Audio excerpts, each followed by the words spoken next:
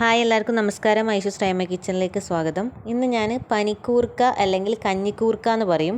ഇതിൻ്റെ കൊണ്ടൊരു ബജ്ജിയാണ് ഉണ്ടാക്കുന്നത്. ഇതിൻ്റെ പേര് പോലെ തന്നെ പനിക്കൂർക്ക നമ്മളെ കുട്ടികളുണ്ടാകുന്ന പനി, ജലദോഷം ഇതൊക്കെ പെട്ടെന്ന് മാറ്റി കിട്ടാനുള്ള നല്ല ഔഷധ ഗുണമുള്ള ഒരു ചെടിയാണ്. അപ്പോൾ നമുക്ക് ഇതിനെ കൊണ്ട് ഒരു ബജ്ജി എങ്ങനെയാണ് ഉണ്ടാക്കുക നോക്കാം. 4 സ്പൂൺ മൈദ ഞാൻ എടുക്കുന്നുണ്ട്. ഇതിലേക്ക് നമുക്ക് 2 സ്പൂൺ പഞ്ചസാര ചേർത്ത് കൊടുക്കണം. അപ്പോൾ ബജ്ജി എന്ന് പറയുമ്പോൾ എരി മാത്രമല്ല കേട്ടോ, മധുരമുള്ള ബജ്ജി ഉണ്ടാവും. അപ്പോൾ ഞാനിവിടെ മധുരമുള്ളതാണ് ചെയ്യുന്നത്. അപ്പോൾ 4 സ്പൂൺ മൈദ, 2 സ്പൂണ് പഞ്ചസാര ഇട്ടിട്ടുണ്ട്. ഇനി ഇതിലേക്ക് ഏലക്കായ പൊടിച്ചതാണ്. അപ്പോൾ ഞാൻ ഒരു 5 ഏലക്കായ എടുത്തിട്ടുണ്ട്. അപ്പോൾ ഏലക്കായ പെട്ടെന്ന് പൊടിച്ച് കിട്ടാൻ വേണ്ടിയിട്ട് കുറച്ച് പഞ്ചസാരയും കൂടി ചേർത്തിട്ടൊന്ന് പൊടിച്ചെടുത്തതാണ്. ഇനി ഇതിലേക്ക് നമുക്ക് കുറച്ച് വെള്ളം ചേർക്കാം.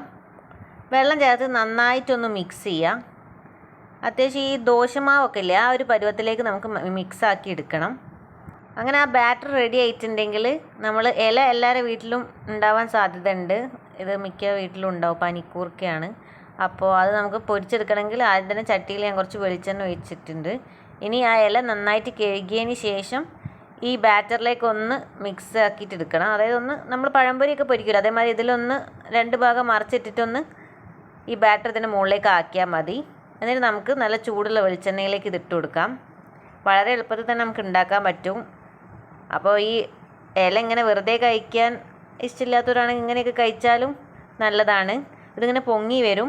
അപ്പോൾ നമ്മളെ പനിക്കൂർക്ക ബജ്ജി റെഡി ആയിട്ടുണ്ട്. എല്ലാവർക്കും ഇഷ്ടപ്പെട്ടിട്ടുണ്ടെങ്കിൽ ചാനൽ സബ്സ്ക്രൈബ് ചെയ്യാൻ മറക്കരുത്. അതേപോലെ ബെല്ലൈക്കൺ ക്ലിക്ക് ചെയ്യുക. അപ്പോൾ നമുക്ക് അടുത്ത വീഡിയോയിൽ കാണാം. താങ്ക്